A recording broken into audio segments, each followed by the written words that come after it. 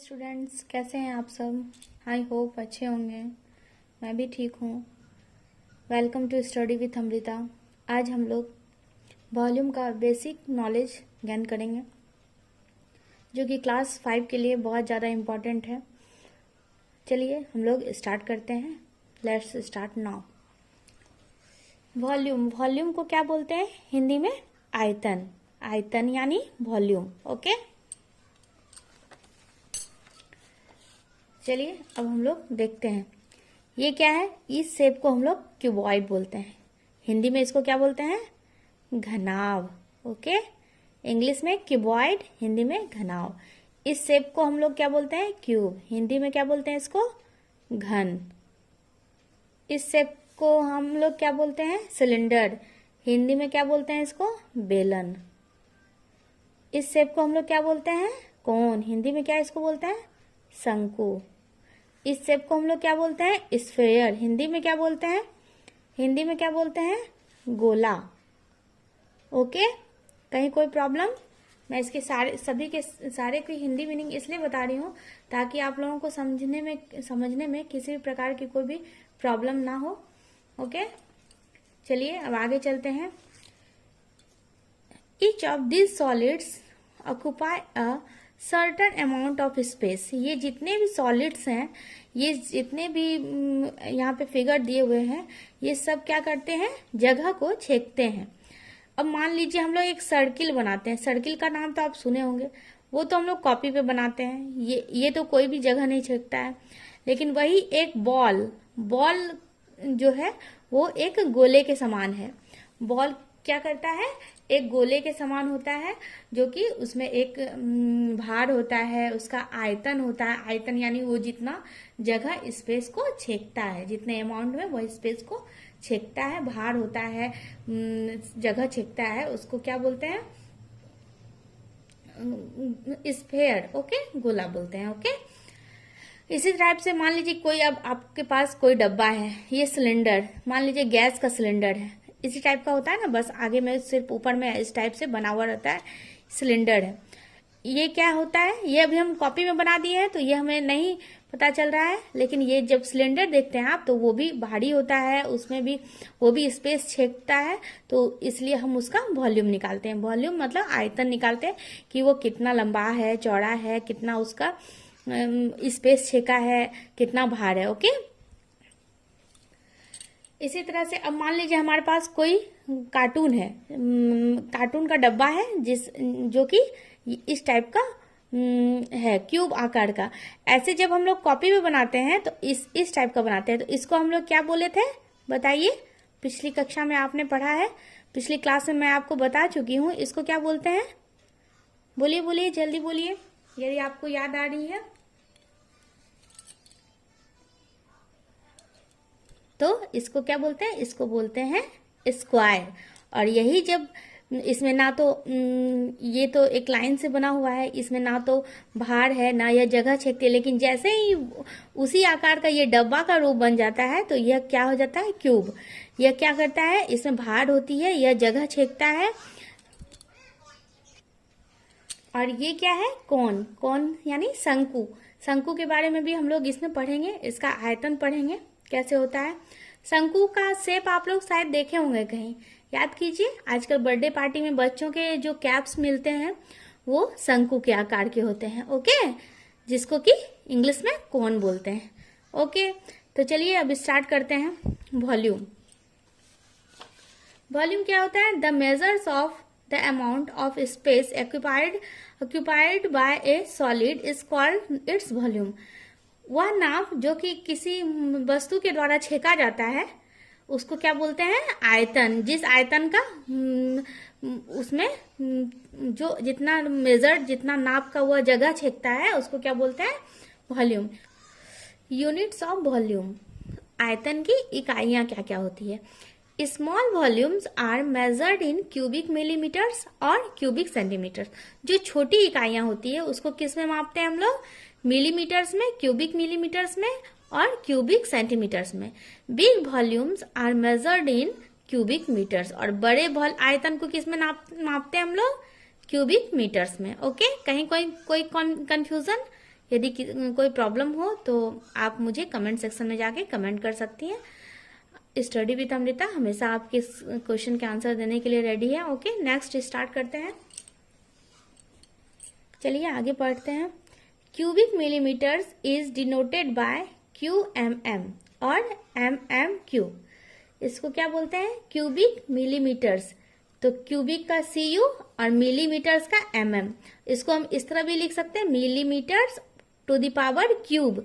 3 power जब भी हम लोग देते हैं तो उसको क्यूब पढ़ते हैं। 2 पावर देते हैं तो स्क्वायर पढ़ते हैं। 3 पावर देते हैं तो क्यूब पढ़ते हैं। Okay, cubic centimetres is denoted by Q centimetre और CM क्यूब। ओके, या तो क्यूबिक सेंटीमीटर या उसको CM क्यूब के जैसे क्यू हम लोग इसको क्यूब पढ़ते हैं। 3 पावर जब होता है तो उसको हम लोग क्या पढ़ते हैं? क्यूब पढ़ते हैं।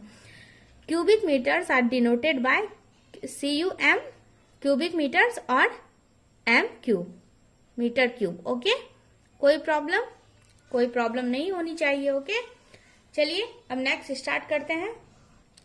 चलिए अब हम लोग आगे देखते हैं।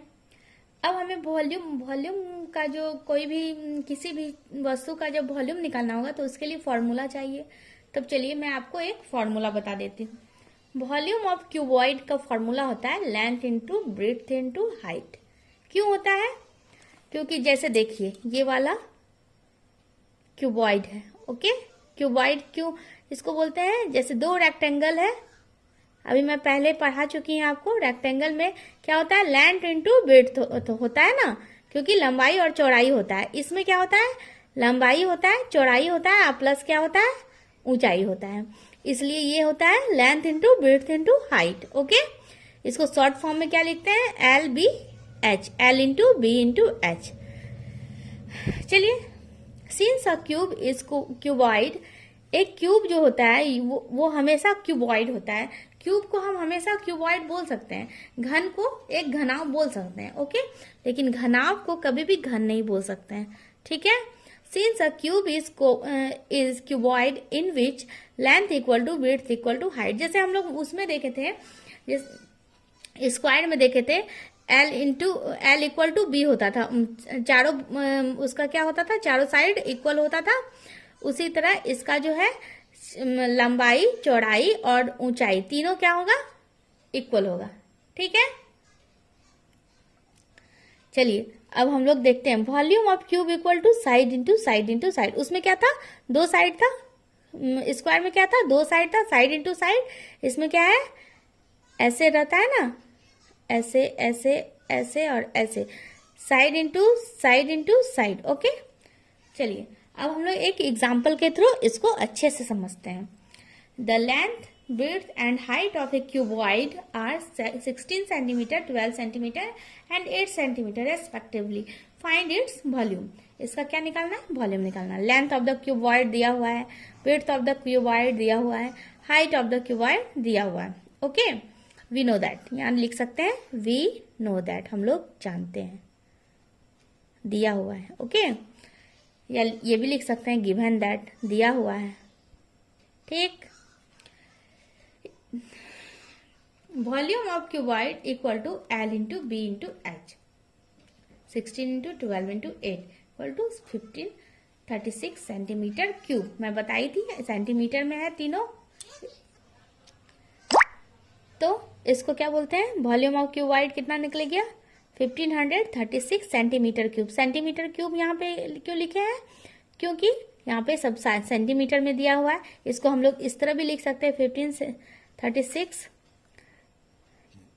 Q centimetre.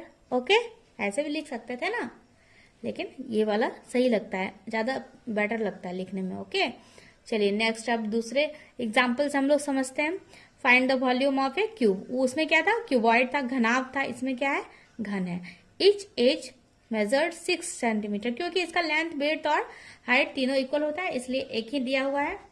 तो length of the each sides of the cube equal to 6 centimetre. Volume of the cube equal to side cube, side into side into side, मैं आपको बताई थी 6 into 6 into 6 equal to 216 centimetre cube. Okay, कहीं कोई problem तो नहीं होनी चाहिए। अगर कोई प्रॉब्लम हो तो आप मुझे कमेंट सेक्शन में जाके कमेंट कर सकते हैं। और प्लीज़ मेरे चैनल को लाइक एंड सब्सक्राइब कर दीजिएगा। चलिए नेक्स्ट अब आगे चलते हैं हम लोग। थर्ड एग्जाम्पल लेते हैं। How many bricks each 25 centimetre long, 16 centimetre wide and 7.5 centimetre thick will be required to build a terrace. एक टेरेस बनाने के लिए कितने सारे ईंटों की जरूरत पड़ेगी जो कि इतना सेंटीमीटर लंबी हो, इतना सेंटीमीटर चौड़ी हो और इतनी सेंटीमीटर उसकी ऊंचाई हो। विल बी रिक्वायर्ड जरूरत पड़ेगी, वो ऊंचाई होगा। बोलता है कि कितनी सारी ईंटों की जरूरत पड़ेगी जब टेरेस हमको इतना लंबाई चौड़ाई और ऊंचाई का बनाना होगा, और इतना दिया हुआ है ब्रिक का लंबाई चौड़ाई और ऊंचाई। चलिए लेंथ ऑफ द टेरेस दिया हुआ है, गिवन दैट दिया हुआ है, क्या given that length of the terrace 5 metre. तो मीटर है तो इसको हम सेंटीमीटर में चेंज करेंगे। क्यों चेंज करेंगे? क्योंकि ईंट की जो लंबाई चौड़ाई और ऊंचाई है वो सब सेंटीमीटर में है, इसलिए टेरेस का भी जो भी दिया हुआ है मेजरमेंट उसको हम पहले सेंटीमीटर में चेंज करेंगे, जो कि मैं पहले आपको बता चुकी हूँ 100 से मल्टीप्लाई करने। Width of the terrace 5 metre equal to 5 into 100, 500 centimetre. Height of the terrace 80 centimetre में दिया हुआ है। ओके चलिए नाउ अब हम लोग देखते हैं नाउ लेंथ। तो height of the terrace equal to इतना दिया, तो वॉल्यूम ऑफ द टेरेस क्या हो जाएगा 500 into 500 into 80 centimetre cube. Centimetre cube में इसका वॉल्यूम निकाल लिया। अब नाउ क्या करते हैं, now length of the bricks दिया हुआ है 25 सेंटीमीटर, ब्रेथ दिया हुआ है 16 सेंटीमीटर और थिकनेस ऊंचाई दिया 7.5 सेंटीमीटर। तो वॉल्यूम ऑफ द ब्रिक्स क्या हो जाएगा, तीनों को मल्टीप्लाई कर देंगे तो नंबर ऑफ ब्रिक्स कैसे निकलेगा, नंबर ऑफ ब्रिक्स तब निकलेगा जबकि इसका जो वॉल्यूम निकला इसके वॉल्यूम से डिवीजन करेंगे, डिवाइड करेंगे, तब नंबर ऑफ ब्रिक्स निकल जाएगा। ओके तो टेरेस का जो वॉल्यूम है लिख देंगे बाय ब्रिक्स के का जो वॉल्यूम है वो नीचे डिवाइड कर देंगे तो 4000 हो जाएगा। आप कैलकुलेट करके देख लीजिएगा, 4000 हो जाएगा। आप कैलकुलेट करके देख लीजिएगा। Hence the number of bricks equal to 4000 rupees. कहीं कोई प्रॉब्लम, यदि कोई प्रॉब्लम हो तो प्लीज मुझे कमेंट सेक्शन में जाके कमेंट करके पूछ सकते हैं, और प्लीज मेरे चैनल को लाइक एंड सब्सक्राइब कर दीजिए। मैं आप लोगों के लिए बहुत मेहनत करती हूँ, इसलिए प्लीज मेरी मेहनत को अप्रिशिएट कीजिए और मेरे चैनल को लाइक एंड सब्सक्राइब कीजिए। Thank you so much.